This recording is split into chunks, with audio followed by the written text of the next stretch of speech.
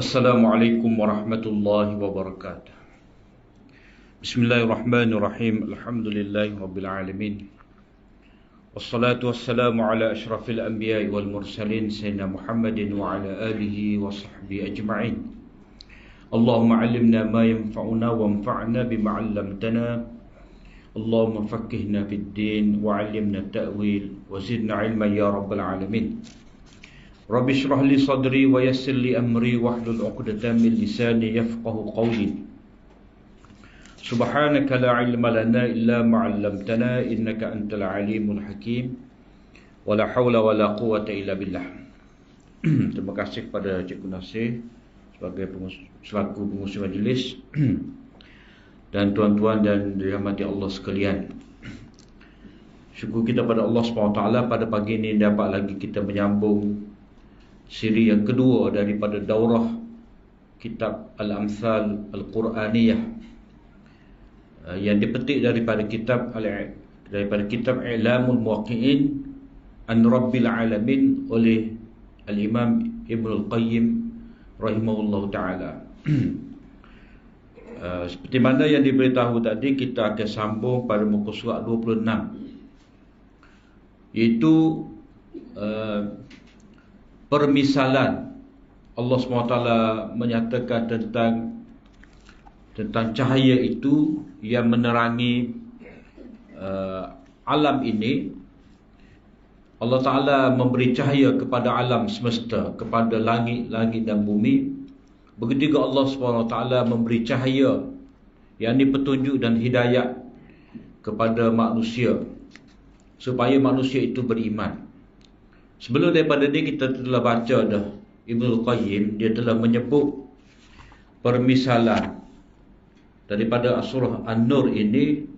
Dia sebut mula-mula ayat 39 dan 40, Kemudian baru beliau menyebut ayat 38. Maknanya dari segi tertib surah tu tidak kena lah. Tetapi mungkin beliau bermaksud untuk menyatakan orang kafir yang melakukan amal ibadat, yang melakukan perkara kebajikan seperti orang Yahudi itu, bila mana mereka tidak menerima wahyu Allah yang merupakan cahaya hidayat, maka sia-sia.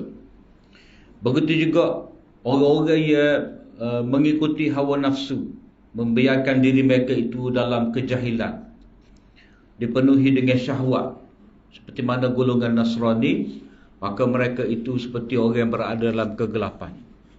Jadi semua ni orang yang berada dalam khayalan, seperti mana seorang yang dahaga tadi, dia melihat fata morgana, khayalan dia itulah air. Begitu juga orang yang berada dalam kejahilan, dia merasakan dia tu mendapat hidayah, tetapi sebenarnya tidak. Jadi tidak manusia itu memerlukan kepada hidayat dari Allah SWT, seperti mana manusia perlu kepada cahaya dalam kehidupan.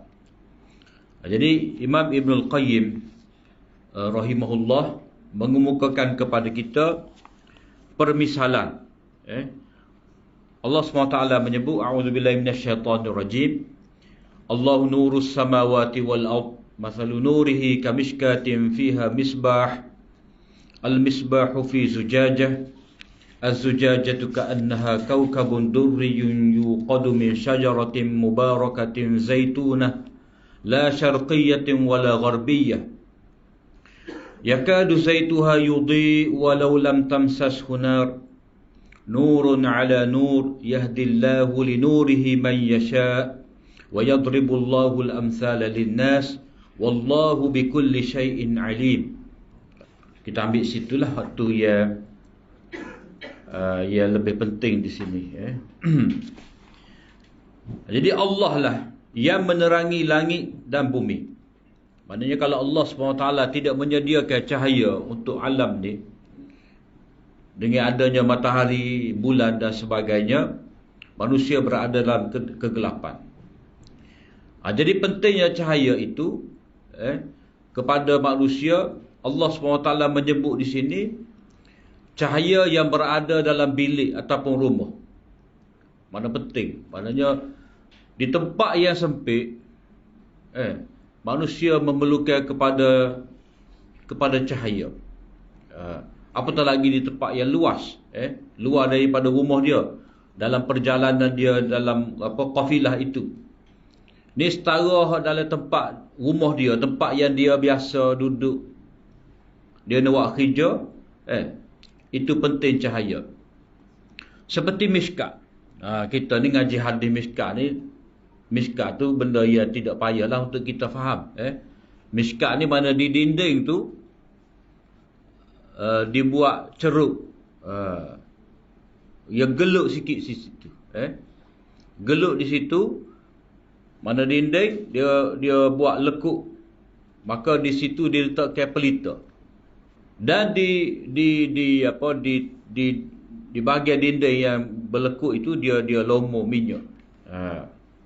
Untuk pantulan, untuk refleksi cahaya ke seluruh bilik itu.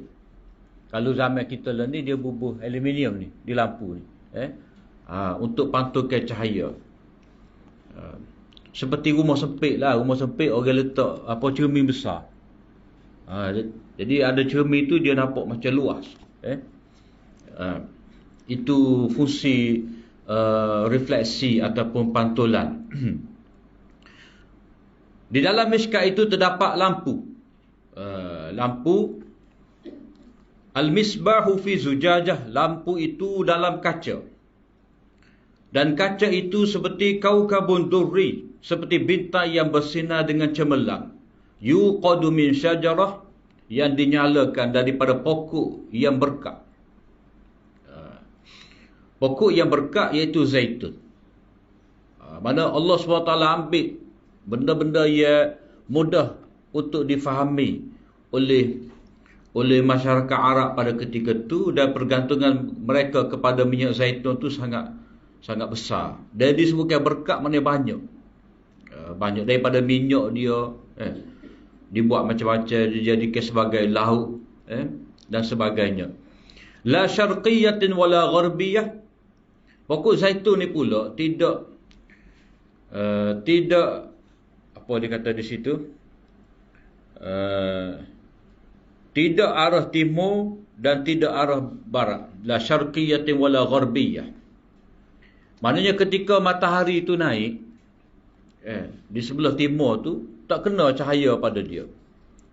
Begitu juga ketika turun, matahari terbenam, tak kena juga cahaya. Maknanya dia tidak terkena kepanasan yang melampau.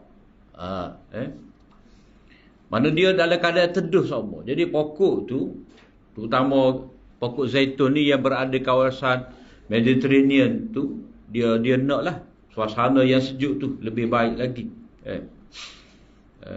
Yakadu zaituha yudhi walau lam tamsas hunar. Hampir-hampir minyaknya itu memberikan cahaya walaupun tidak terkena api.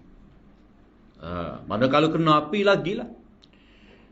Nurun ala nur. Cahaya atas cahaya, Allah Ta'ala memberi hidayah kepada cahayanya itu kepada siapa yang dia kehendaki.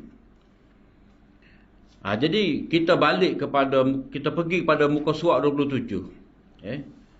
Ibnul Qayyim menyebutkan kepada kita di sini, ada golongan yang dikurniakan nikmat kepada mereka, kelompok yang diumpamakan dengan cahaya. Kemudian golongan yang sesat, kelompok yang diibaratkan dengan fata morgana, dan kelompok yang dimurkai, orang yang berada dalam gelap gelita yang berlapis-lapis. Kemudian muka surat 28 tu, seperti mana yang telah kita bincang sebelum pada ni, orang yang berada dalam kebatilan, dia menganggap amalnya itu betul, tetapi bila balik kepada Allah Ta'ala di akhirat, sedikit pun tidak berguna kepadanya. Sebab apa? Sebab ilmu dia tu ilmu yang tidak berguna pada dia, dan i'tiqad dia tu i'tiqad yang bersalahan. Jadi bila mana kita tengok ayat ni, sebelum kita baca apa yang nak disebutkan oleh Ibnul Qayyim itu, dalam ayat ni Allah SWT buat perumpamaan, cahaya dia tu, cahaya hidayah dia, Cahaya hidayah dia, mana wahyu yang Allah Ta'ala berikan kepada manusia, Al-Quran. Miskah itu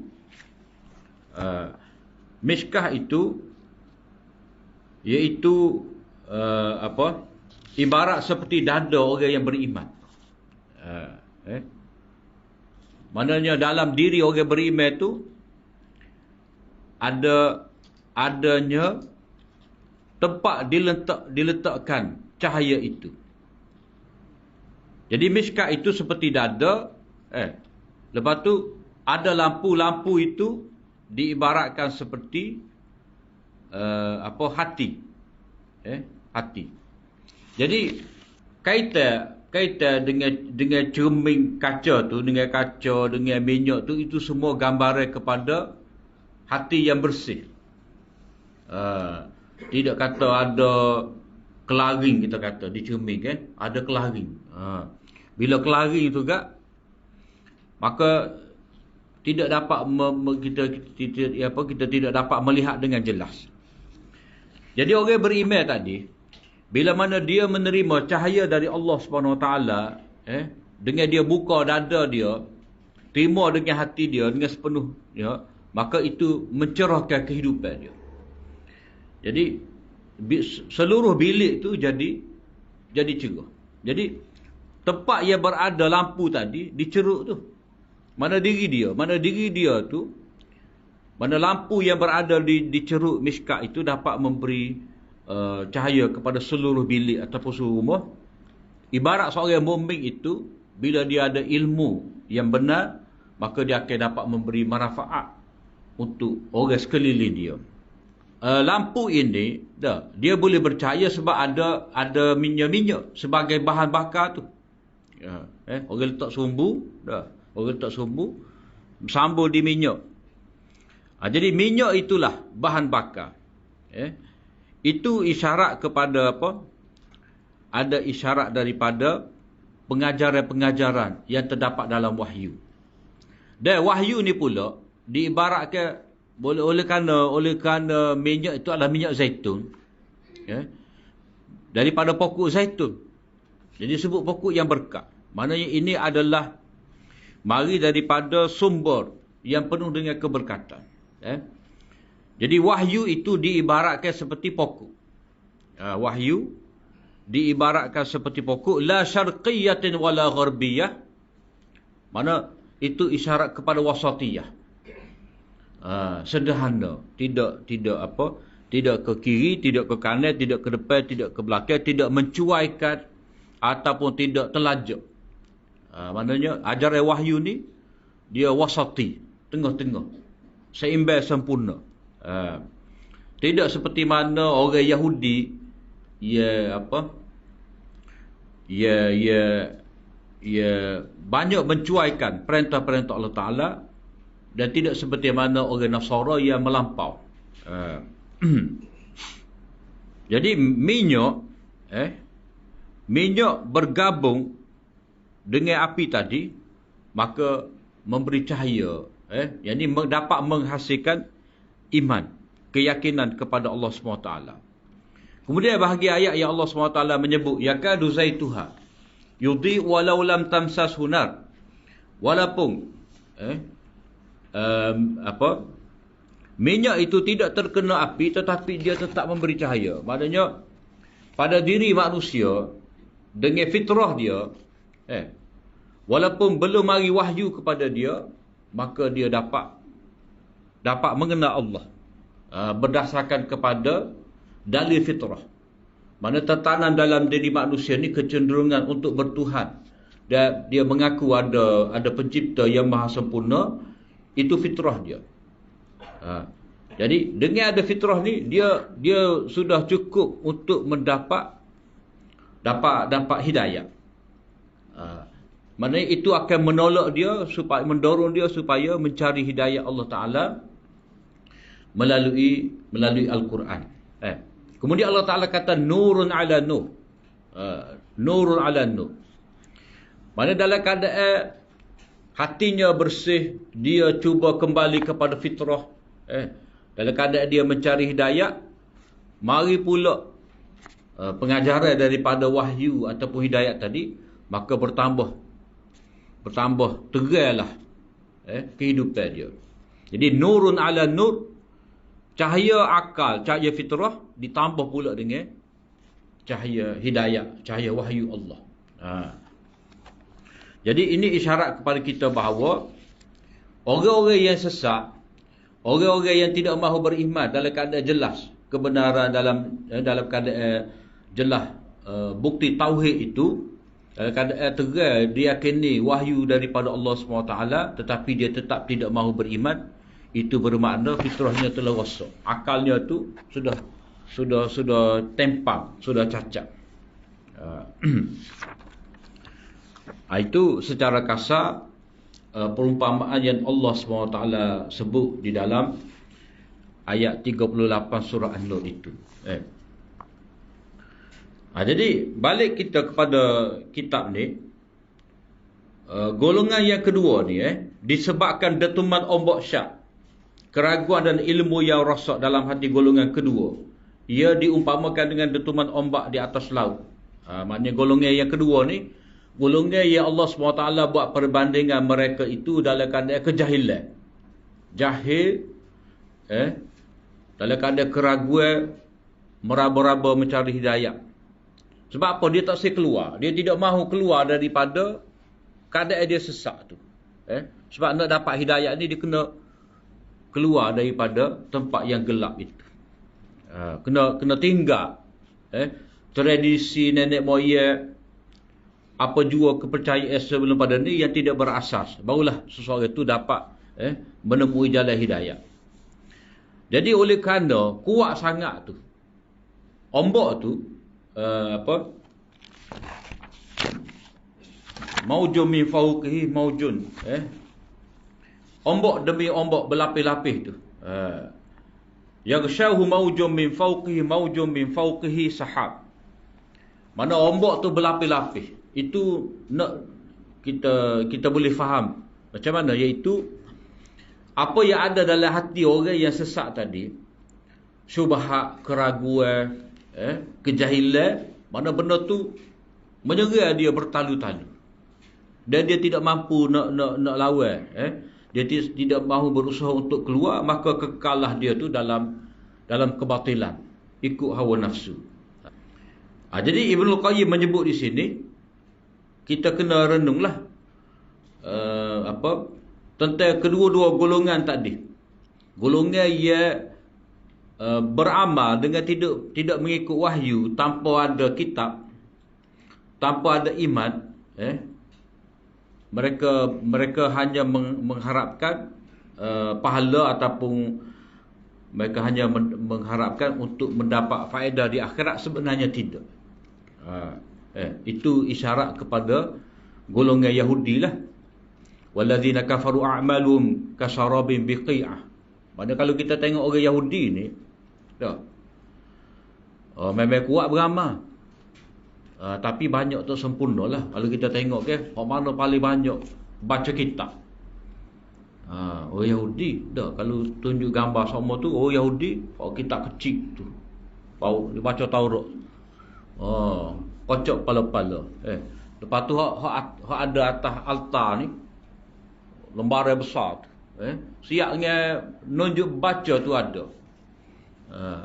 Tapi oleh kerana asas dia tidak ilmu yang benar, mereka hanya berasaskan kepada Taurat yang telah mengalami penyelewengan, telah ditahrif, maka mereka tidak menemui jalan yang benar. Tapi mereka berharap dapat pahala dengan amal mereka tu. Kalau orang Kristian ni, suasana dalam gereja nyanyi je, ceramah, ceramah tu macam-macam, atas penyampai, ceramah. Tetapi orang beriman tidak. Ilmu yang disampaikan dalam rumah Allah adalah ilmu yang berasaskan kepada wahyu. Sebab itulah dalam ayat yang ke-36 tu, fi buyutin azinallahu an turfa'a wa yuzkara fiha ismuhu yusabbihu lahu fiha bil ghuduwi wal asal. Maknanya kita boleh faham di sini, dalam rumah-rumah Allah Ta'ala telah izinkan, Allah Subhanahu Wa Ta'ala telah tetapkan, Allah Ta'ala telah perintahkan supaya dimuliakan dengan apa? Dan dibacakan padanya itu namanya. Namanya itu tauhid lah. Nama-nama Allah tu maknanya kita mensabitkan segala sifat-sifat kesempurnaan kepada dia, yusabbihu lahu, dan kita bertasbih. Pada nafi syirik. Nafi syirik. Bil ghuduwi wal asal, petang, pagi dan petang. Mana dalam rumah tu, fi buyutin, dalam rumah, sama ada masjid sebagai rumah Allah ataupun rumah kita. Rumah kita, maknanya dibacakan ayat-ayat Allah, supaya dapat dihayati sifat-sifat Allah, membersihkan diri daripada syirik. Jadi ayat 36 nak menyatakan bahawa manusia perlu mendapat hidayah. Ayat 37 itu, ayat 36 itu supaya manusia menyebut nama Allah yang terkandung di dalam wahyu. Dan yang ke-7 tu, rijalul la tulhihim tijaratun wala bai'un an zikrillah wa iqamis salah wa ita'iz zakah. Maknanya orang yang ada iman tadi, hendaklah dia meneruskan kehidupan dia tu dengan apa? Melakukan ibadat. Semaya, puasa, zakat,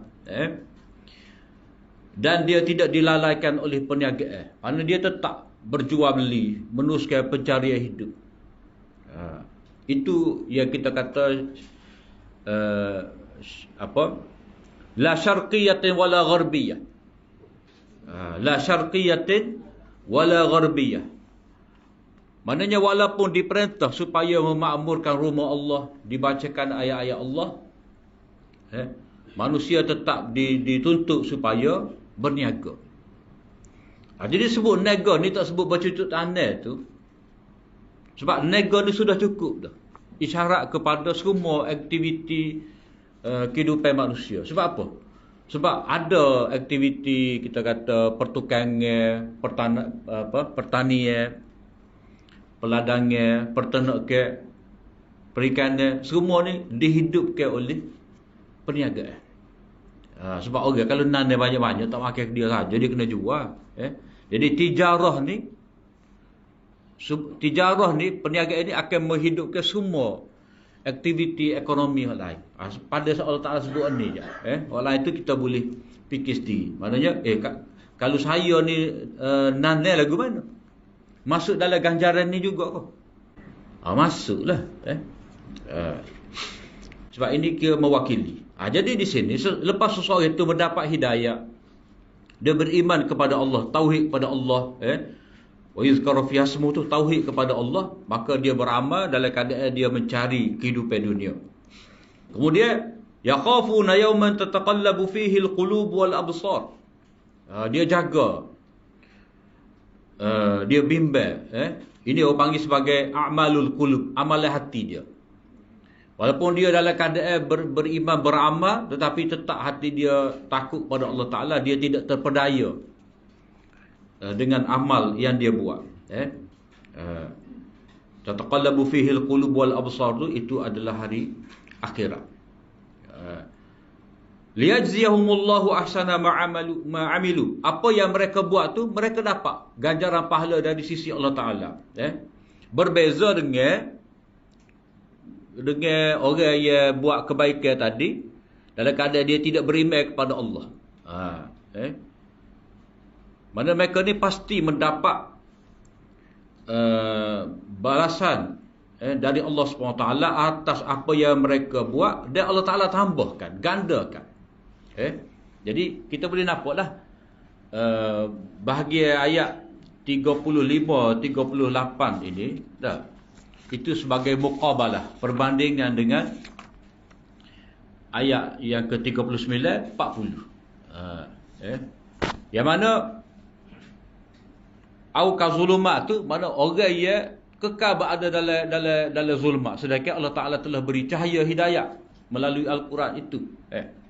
Ayat 39 tu, orang yang beramal tetapi tanpa tanpa tauhid, tanpa iman kepada Allah Ta'ala.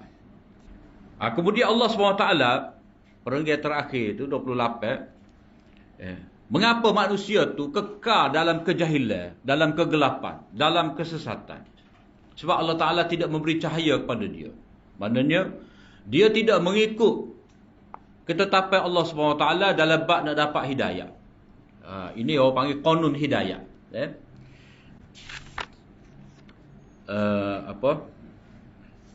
Yahdillahu linurihi man yasha.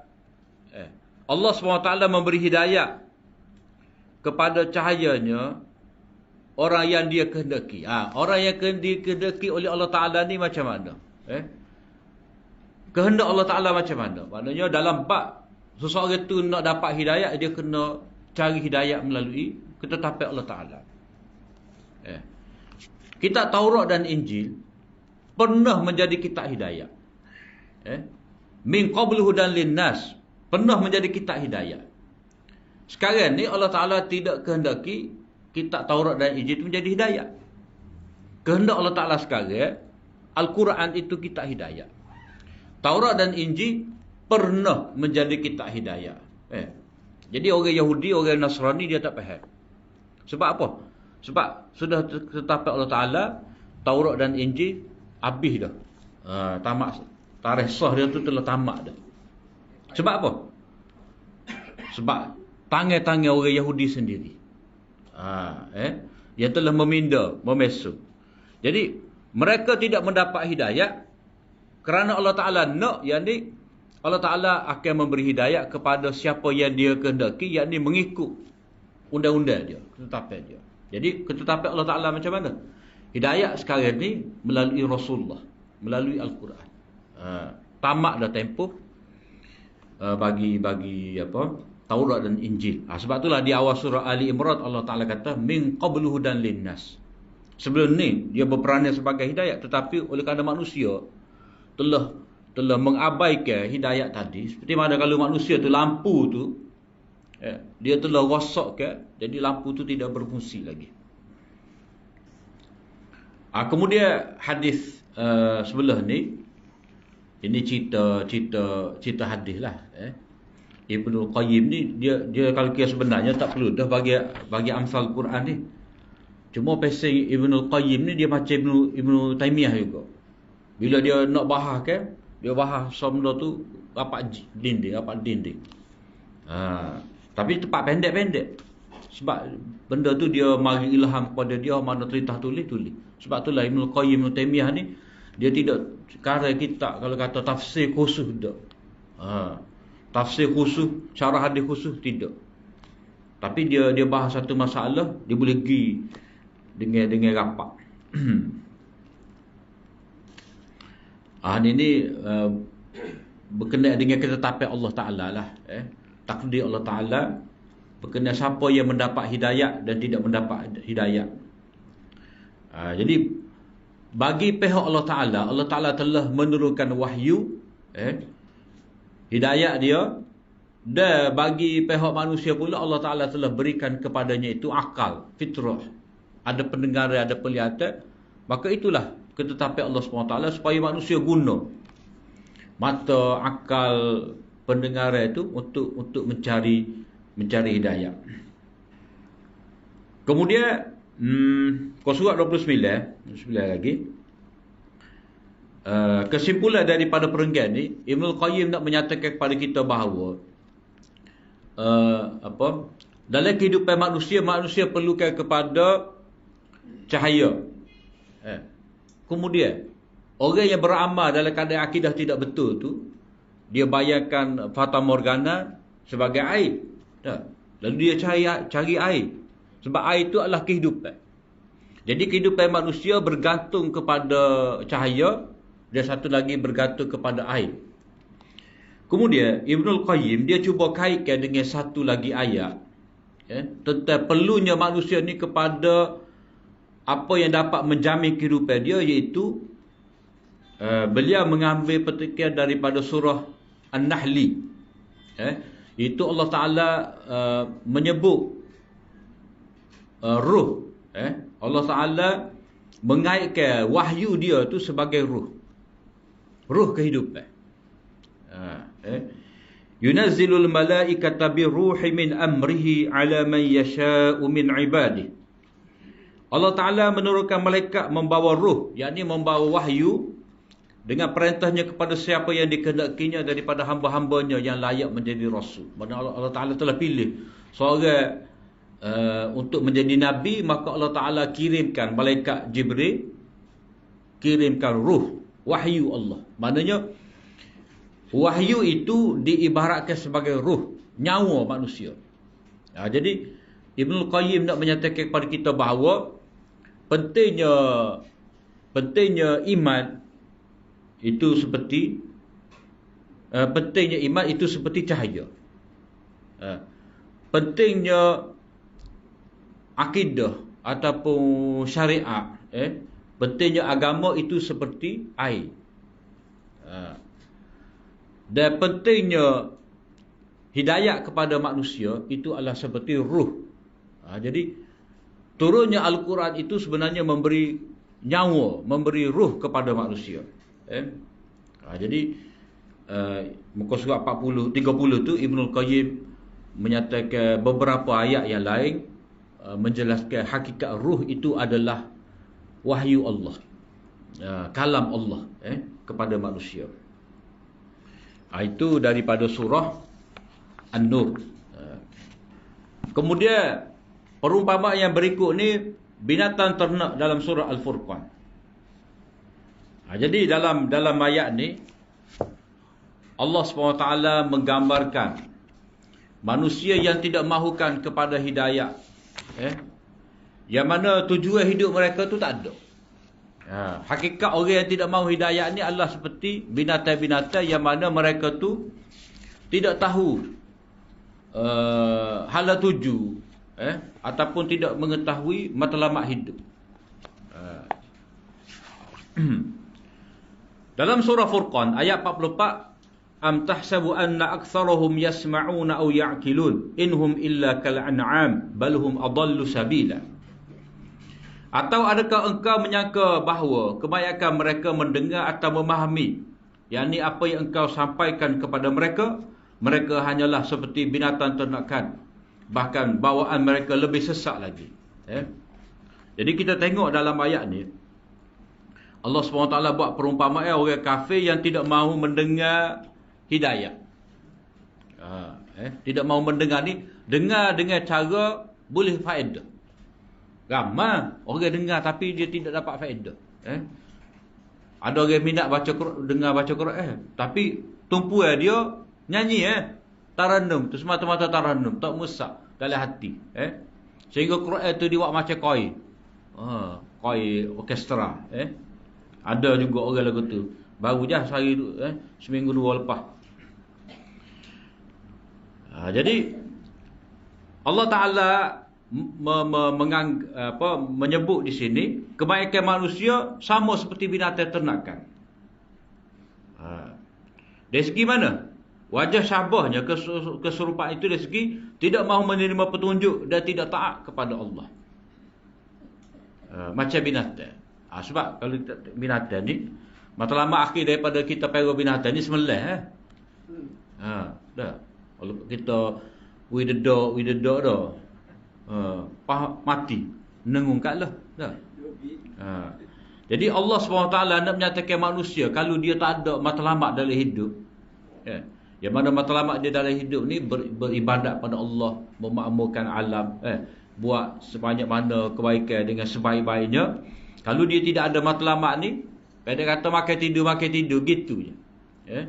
Tak ada panduan. Kemudian Allah Ta'ala kata balhum adallu sabila, tapi mereka ni kalau tengok molek lebih sesat lagi daripada binatang ternakan. Sebab apa? Sebab binatang ternakan ni dia dengar kata. Dah. Erat balik petang kan? Erat, dia balik. Kadang-kadang tak ada erat, buka pintu tu. Orang kami buka pintu kandai dia pun nampak. Sebab dia tahu cari rezeki dia. Ada rupa dia nampak.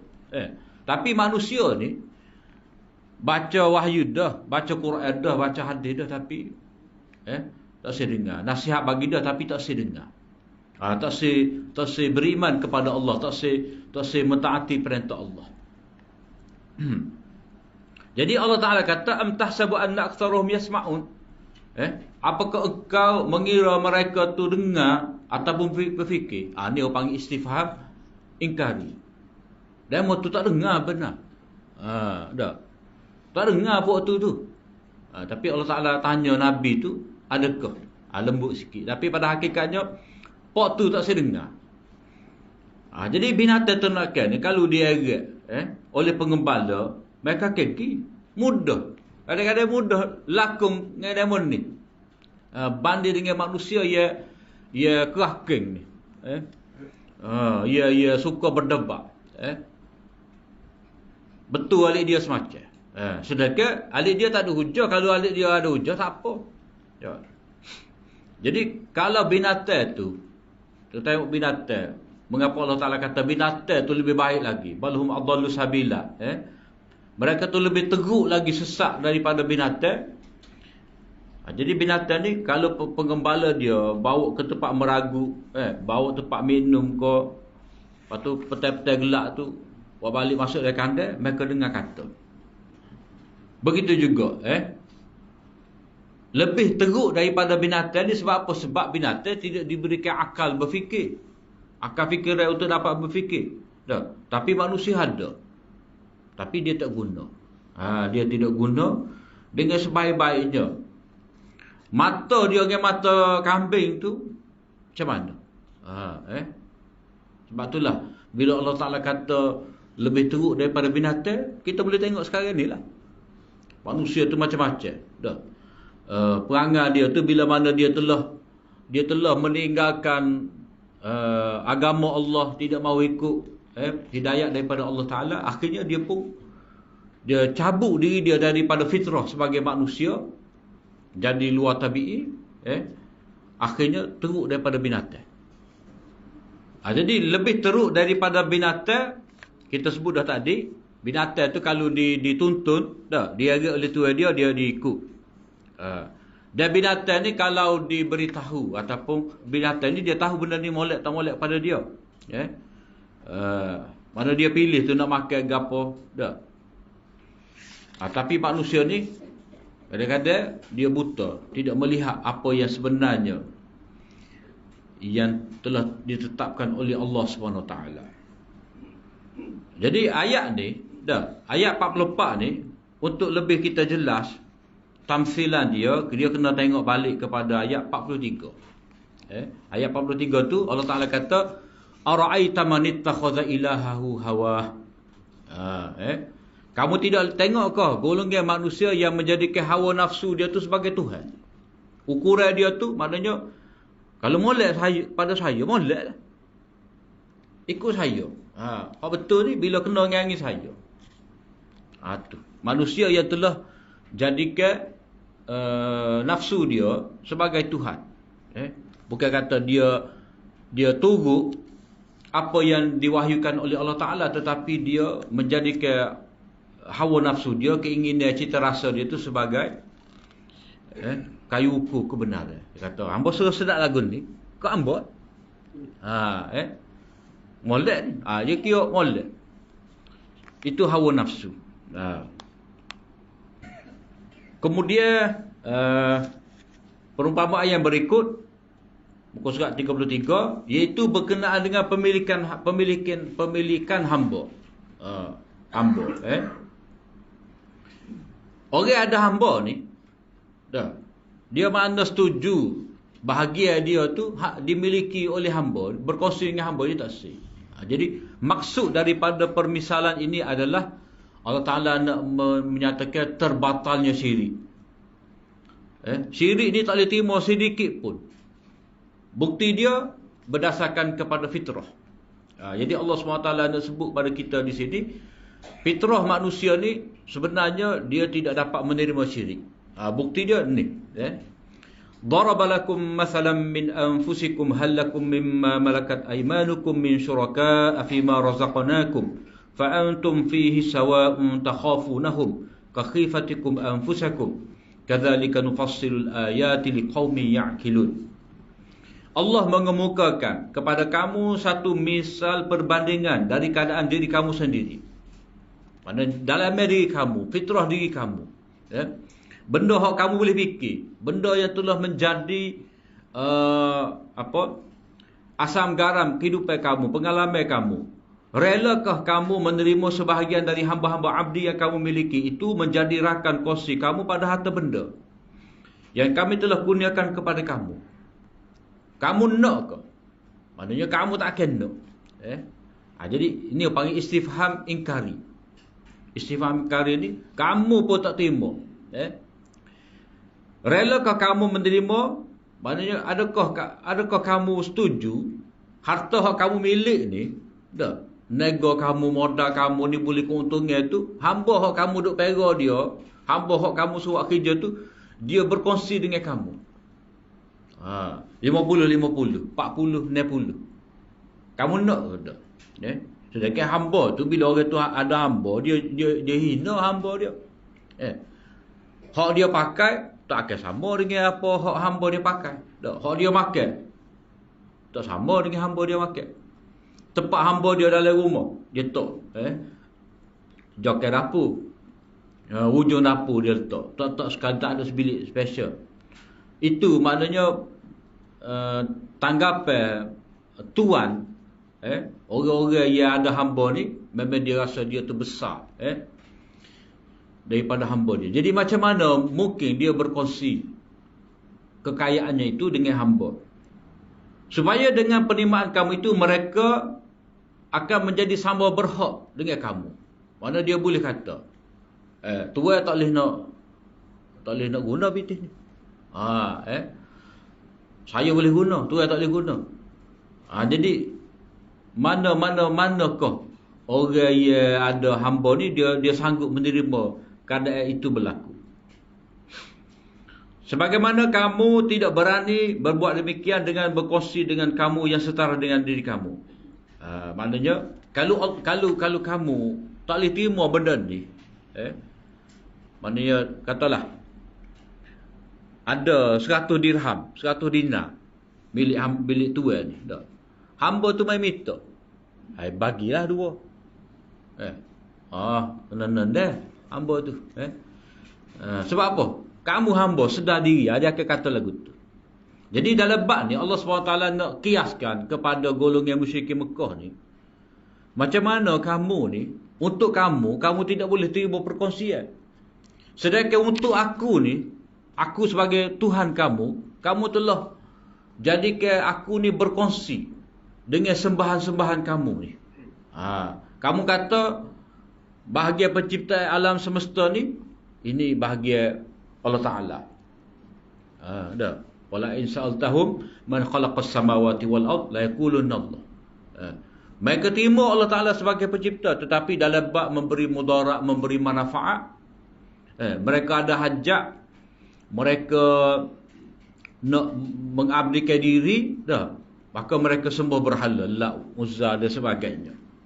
Jadi kamu telah jadikan aku ni berkongsi dengan berhala-berhala.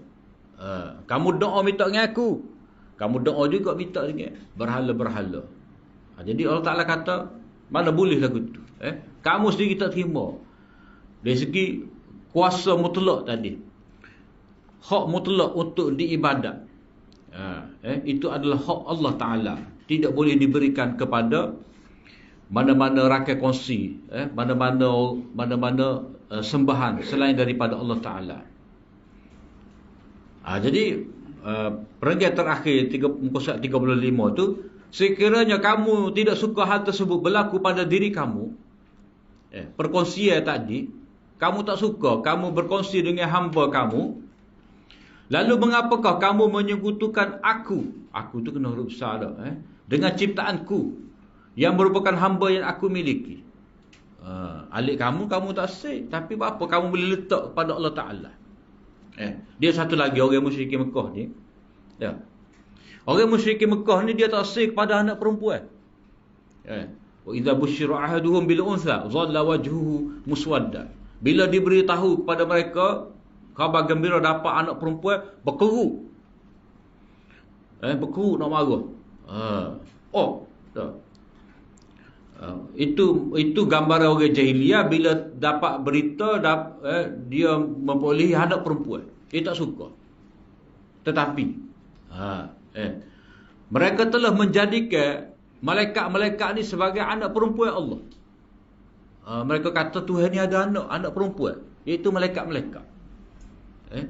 Jadi mereka tak suka untuk diri mereka ada anak perempuan. Tiba-tiba mereka kata Allah Ta'ala ada anak. Anak pula anak perempuan. Anak hak kamu tak suka. Anak hak mereka tak suka. Mana teruk keadaan mereka tu. Bila mereka mereka ada syirik yang sampai tahap tu. Hilang kewarasan akal. Jadi untuk mereka tak boleh terima, tapi mereka boleh letak kepada Allah. Jika hal ini adalah salah menurut fitrah dan akal kamu, lalu mengapakah kamu menghukumkannya sebagai harus untuk berlaku pada hak aku, sedangkan perkara yang kamu jadikan sekutu bagi itu adalah merupakan hamba kepunyaan ciptaanku. Maknanya tak patut manusia mensyirikkan Allah SWT. Dalam keadaan dia sendiri pun tidak dapat menerima. Kemudian perumpamaan keberdayaan hamba dalam surah An-Nahl. Keberdayaan ni istilah apa tahu ni? Boleh buat kerja lah. Hamba tu boleh buat kerja. Jadi ini juga, amsal ini juga dikemukakan oleh Ibnul Qayyim untuk membatalkan syirik. Allah Ta'ala mengemukakan amsal ini untuk membatalkan perbuatan syirik. Dan ini pun juga Ibnul Qayyim tidak mengikut tertib surah. Tadi surah Rum. Surah Rum juzuk 21 ni pergi ke juzuk 14 surah An-Nahl. Tetapi oleh kerana tema tu sama, tema nak menolak syirik, membatalkan syirik, maka dia pun mana cerita pada dia tu dia ayat selalu. Surah An-Nahl ayat 75-76. Daraballahu masalan 'abdan mamlukan la yaqdiru 'ala shay'in wa man razaqnahu minna rizqan hasana. Bunga tepi tu bunga typo tu. Aku kita rasa pelik dah. Wa man razaqnahu minna rizqan hasana fahuwa yunfiqu minhu sirran wa jahra. Hal yastawun? Alhamdulillahi bal aktsaruhum la ya'lamun. Wa daraballahu mathalan rajulaini ahaduhuma abkamu la yaqdiru 'ala shay'in wa huwa kallun 'ala mawlah aynama yuwajjihu la ya'ti bi khair hal yastawi huwa wa man ya'muru bil 'adli wa huwa 'ala siratin mustaqim. Allah memberikan satu misal perbandingan. Seorang hamba abdi yang menjadi milik orang, yang tidak berkuasa melakukan dengan bebasnya sesuatu pun. Dan seorang lagi yang kami kurniakan kepadanya pemberian yang baik, yakni harta kekayaan dari kami, maka dia pun membelanjakan hartanya dengan bebasnya. Sama ada secara bersembunyi atau terbuka, adakah kedua orang itu sama? Segala puji bagi Allah. Dan Allah jualah yang berhak disembah, tetapi kebaikan manusia yang musyrik itu tidak mengetahui hakikat tauhid itu. Dan apa? Allah memberikan satu misal perbandingan lagi. Dua orang lelaki, salah seorangnya kelu pekak dari semula jadinya, tidak dapat menyatakan apa yang difikirkannya dan tidak dapat mendengar apa yang dikatakan kepadanya. Ia pula menjadi beban kepada orang yang menjaganya. Kemana saja ia diarahkan pergi oleh penjaganya, dia tak dapatlah dia membawa sesuatu yang berfaedah. Adakah dia yang demikian sifatnya sama seperti orang yang boleh berkata-kata serta dapat menyuruh orang ramai melakukan keadilan, dan ia sendiri pula berada di atas jalan yang lurus, jalan yang benar. Waktu tu dia ada istilah istilah natil. Waktu takut peling pula.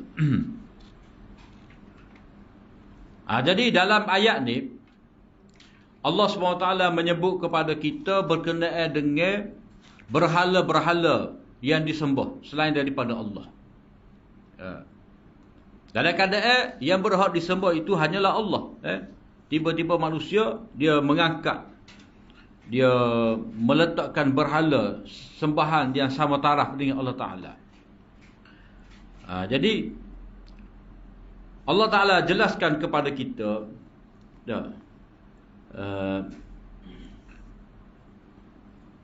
hamba-hamba ni seperti berhala-berhala tu seperti hamba yang dimiliki. Mana tak ada kuasa. Mana kalau berhala tu, siapa dia buat berhala? Manusia tu juga, ia ukir dah, ambil batu, bawa balik ukir dah, lepas tu letak. Nak boleh sembah tu basuh, lak pagi-pagi, sabu debu apa, kena laku banyak perkara juga.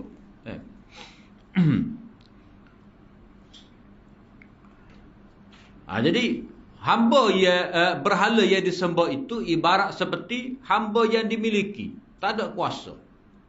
Sebab kalau dia katalah hamba tadi dia pergi ambil upah, ambil upah hukah watama, boleh pitih tu dia kena suruh kepada tuan dia. Dia dalam sirah ada Abu Tabah. Abu Tabah tu jom bekal, dia hamba. Jadi dia hamba, dia ambil upah, dia kena atas tu upah bekal oleh kepada tuan dia. Jadi orang ada hamba ni dia ambil upah. Begitu kalau kita belajar bab janais kan, orang ada hamba ramai-ramai tu, hamba tu kerja dia ke apa? Pergi jerit orang mati, teriak orang mati, boleh upah situ. Buat balik kepada tuan dia. Ataupun tuan hamba tu dia jadikan hamba tu sebagai pelacur, boleh pitih, dia ambil ke dia. Itu nak menyatakan kepada kita bahawa hamba ni, bila dia tu hamba dimiliki oleh orang, dia tidak ada kuasa, dia kena dengar je, bertindak mengikut tuan dia. Maka begitu juga berhala yang disembah ni, dia tak boleh buat apa. Nak disembah tu berada di atas altar dia tu, kena penyembah diangkat. Gapo lagi maknanya dia tak boleh buat apa-apa, tidak memberi sebarang mudarat, sebarang manfaat. La yaqdiru ala syai', tak boleh nak buat apa. Berhala yang disembah ibarat seperti hamba yang tidak dapat melakukan apa sahaja. Bandingnya dengan apa? Wa man razaqnahu minna rizqan hasana. Orang yang kaya, yang ada rezeki, dia boleh membelanjakan ikut banyak mana dia boleh bagi. Tak kira orang tahu kau tak tahu kau, dia membelanjakan. Pas supa, tak ke supa. Maknanya segala puji bagi Allah, penjelasan tentang tauhid telah selesai dengan mudah. Ni berhala tak boleh nak buat gapo. Ni Allah Ta'ala yang maha kuasa. Ia mengatur urusan kehidupan manusia, yang memberi mudarat, yang memberi manfaat kepada manusia. Minta dengan Allah, bukan minta dengan berhala. Jadi kalau kamu minta dengan berhala, ibarat seperti hamba ia mana tak boleh nak buat apa-apa terhadap diri dia, harta tuan dia. Jadi Allah SWT menyatakan diri dia tu, kalau kamu nak faham tentang aku ni sebagai Tuhan kamu, mu tengoklah. Seorang ia ada kekayaan dan dia dermawan dalam membelanjakan harta dia. Kadang-kadang tak ada minta buid tu. Tu orang dermawan. Dah. Orang dermawan ni tak ada orang tanda tangan, dia sudah bagi dah. Jadi perkara tauhid jelas. Kemudian satu contoh lagi.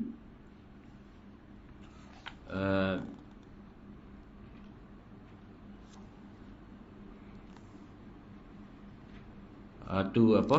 Itu macam ni. Kalau kita sebut tadi, ada pada muka surat 37 bawah sekali tu dah.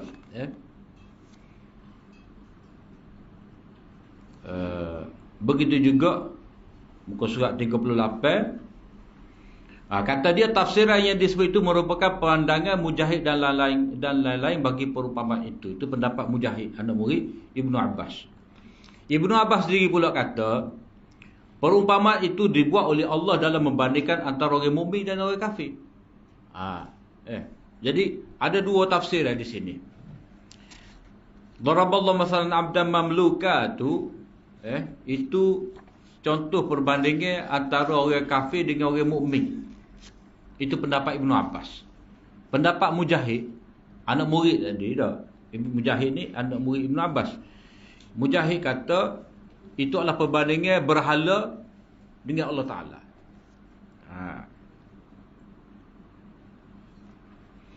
Kata Ibnu Abbas, Allah memperumpamakan orang mukmin dari sudut kebaikan yang dikurniakan kepadanya, menerusi rezeki yang baik, lalu dia membelanjakan sebahagiannya kepada dirinya dan juga orang lain, tersembunyi atau terang-terangan.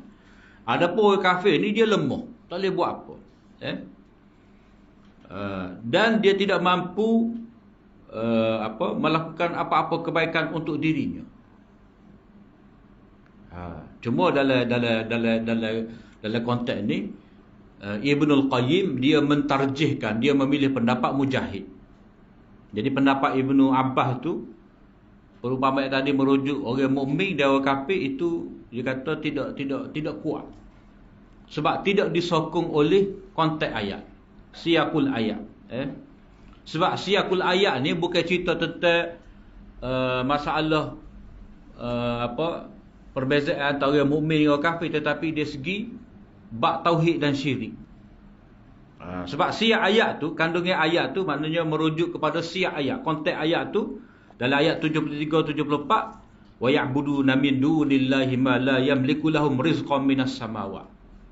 Mereka itu menyembah selain daripada Allah Ta'ala yang mana sembahan-sembahan itu tidak dapat memberikan rezeki kepada mereka. Jadi konteks ayat ataupun siyaq ayat itu dia tidak menyokong tafsiran Ibnu Abbas, tetapi lebih sesuai dengan tafsiran Mujahid. Ini perbahasan usul tafsir lah. Perbahasan usul tafsir macam mana? Kadang-kadang ahli tafsir ni dalam menafsirkan ayat mereka tidak sependapat. Tu kata gini, kata gini, kata gini. Lepas tu kita nak pilih yang mana?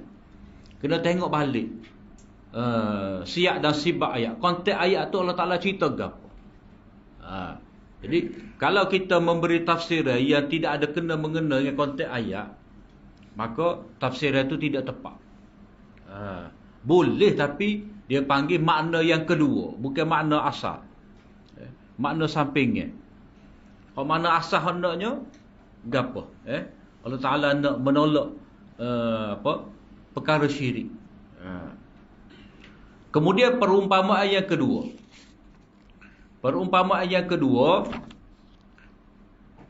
juga perumpamaan yang dibuat oleh Allah berkenaan dirinya dan mengenai perkara yang disembah selain daripadanya. Berhala yang disembah selainnya itu diumpamakan dengan orang yang kelu, pekak, tidak memahami dan tidak boleh bercakap. Tak boleh kecek. Ni kita tengok sendirilah cerita Nabi Ibrahim tu dah. Apa tak dengar kata, tak apa layar dia kecek, dia pun buis putih.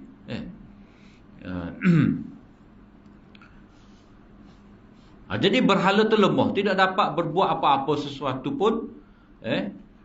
Lepas tu ke mana saja kamu hantarnya, dia tidak akan dapat memberi apa-apa kebaikan kepada kamu. Itu bandingnya antara Allah dan min dunillah. Allah Ta'ala dan selain daripada dia tu macam mana? Jadi Allah Ta'ala mendengar hamba dia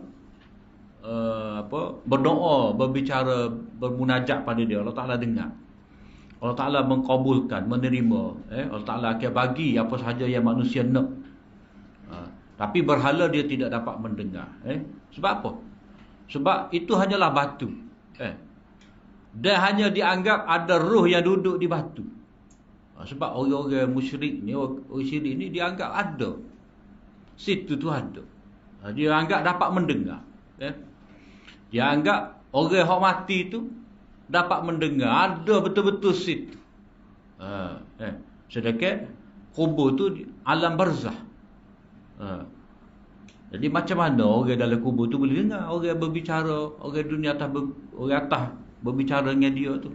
Sebab alam yang berbeza. Jadi alam yang berbeza, hukum berbeza, tak ada alat yang boleh menghubungkan antara dua alam ni. Kalau antara dua tempat, kita boleh guna Google Meet, Skype, Zoom, Amerika seorang, Malaysia seorang, Amerika seorang. Boleh kecek, telefon, ada alat. Tapi hak dekat ni, kubur bukan kubur jauh mana, kubur hak depan kita. Tak ada terbukti ada alat. Jadi macam mana benda tu, roh tu, orang mati tu dapat mendengar orang yang hidup mari minta hajat daripada dia. Kalau dengar pun boleh tolong ke tidak. Jadi Allah Ta'ala nak menolak syirik dengan cara menyatakan bahawa dia yang mendengar, dia sahaja yang mendengar dapat memberi manfaat kepada manusia. Adapun berhala selain daripada Allah Ta'ala tu tidak mendengar, tidak dapat melihat.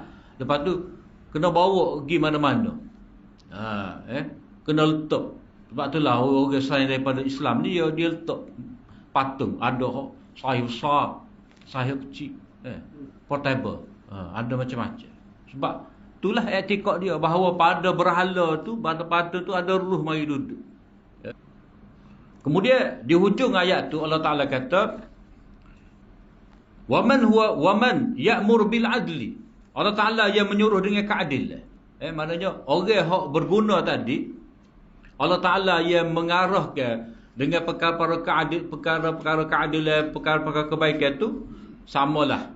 Kamu boleh faham dengan orang yang menyuruhkan keadilan. Benda molek sama. Wa wa'ala siratim mustaqim, dan dia tu berada di atas jalan yang lurus. Maknanya Allah Ta'ala yang dapat membimbing manusia kepada jalan yang lurus. Mengajak manusia kepada keadilan. Tidak sama seperti berhala-berhala. Orang yang sebut selain daripada Allah Ta'ala ni dalam sejarah agama syirik ni, dia akan suruh buat apa?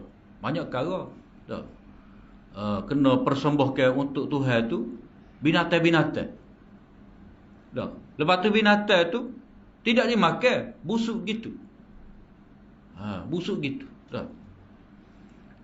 Gapo lagi ni binatang hak Tuhan. Ada orang musyrik ni binatang hak Tuhan ni sembelih korbankan nyawa manusia, ada juga. Sembelih manusia buat dalam sungai ni. Ataupun hak cerita mandi sapa. Mandi sapa macam mana? Sembelih kubah, sembelih kerbau balau, dah. Separuh makan gula, separuh lagi lepas laut. Tu hakikat mandi sofa. Mandi tolak bala. Orang-orang jahiliah dahulu. Jadi bila orang tu ikut agama tauhid, yang mana Allah Ta'ala mengajarkan manusia benda yang betul, benda yang baik, benda yang adil, dia berada di atas jalan yang lurus. Sebab itulah bila agama tauhid, pengorbanan itu ada, penyembelihan korban itu ada, tetapi untuk apa? Untuk dimakan. La yanalallahu luhumuha wala dima'uha walakin yanaluhu taqwa minkum. Walaupun manusia itu korban binatang, tak sapa pada Allah Ta'ala, darah daging dia tu hak sapanya takwa kamu. Maknanya kamu semula korban tadi bila rebah, fa iza wajabat junubuha fakulu minha. Allah Ta'ala suruh makan. Bila rebah binatang tu, kamu makan dan berilah kepada orang fakir, orang miskin. Tidak macam agama syirik ni, binatang tu tak boleh makan. Busuk gitu.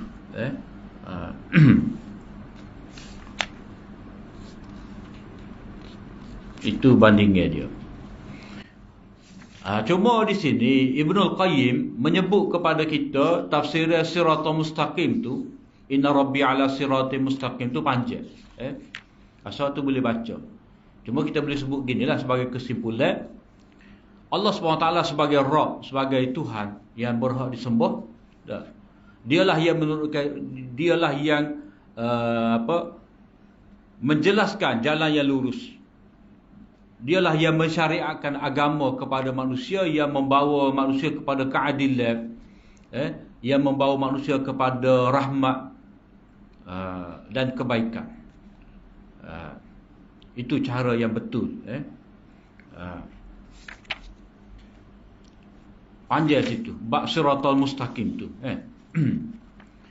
Cuma balik muka surat 37 ni, ini dia payah sikit. Kedua-dua perumpamaan dalam dua ayat ini mengandungi dua jenis kias akas, iaitu penafian hukum pada kes baharu dengan kerana ketiadaan illah, dan mujib hukum kes asal pada kes baru itu. Terdapat dua jenis kias, kias tord dan kias akas. Ni bagi usul fiqh ni. Bagi usul fiqh ni, nak urai ke tak? Ginilah kita ayat mudah lah. Kias tordi ni, antara dua benda tu dia ada persamaan. Ya, ada dua persamaan. Tetapi kita akan buat hak mana tidak berkenaan. Cuma kalau orang tu salah tanggap, dia akan pilih satu benda dan dia anggap itulah tempat yang dikatakan ada persamaan ataupun ada illah. Macam contoh di antara kita kata air Coke, air Coca-Cola dengan air root beer, arak ni, khamar. Dua tu kalau kita tengok dari segi buih sama buih, warna pun hampir sama. Jadi kalau orang tu kata Coca-Cola itu haram juga, air Coke tu haram juga, dengan disebabkan buih, dengan disebabkan warna, itu adalah kias yang tidak tepat. Kias yang tepat macam mana? Tak boleh nak kias lah. Sebab apa? Sebab pada arak itu, pada khamar itu, dia ada sifat iskar, menggila, menyebabkan orang mabuk. Pada Coke ni tak ada mabuk, minum 2 botol pun tak mabuk. Cuma lah, sedawa tu, diabetes, macam manis tak? Dari segi memabukkan tidak. Jadi orang yang anggap haram Coke itu hanya kerana warna, hanya kerana buih, itu tak tepat. Tak tepat. Jadi itu panggil kita kena ketepikan illah yang tidak berkenaan itu. Kemudian kias akas, kias ini menjadikan penafian hukum pada kes baru kerana ketiadaan alasan hukum padanya. Ni apa ni? Dia panggil reverse, kias reverse juga. Ni lagu mana? Iaitu mensabitkan lawan hukum kerana terdapat lawan pada illah. Ni macam mana ni? Contoh dia ayat Quran ni, apa? Afala yatadabbaruna al-Quran walau kana min indi ghairillahi lawajadu fihi ikhtilafan katsiran. Apakah mereka itu tidak tadabbur, cuba memahami, merenung makna-makna Al-Quran? Kalau mereka itu kalau afala yatadabbaruna al-Quran walau kana min indi ghairillah, kalau Al-Quran itu tidak daripada Allah, maka kamu akan dapati banyak perbezaan, perselisihan, percanggahan. Jadi sekarang ini tak ada percanggahan, maka sabitlah bahawa Quran itu dari Allah. Itu dia panggil kias akas.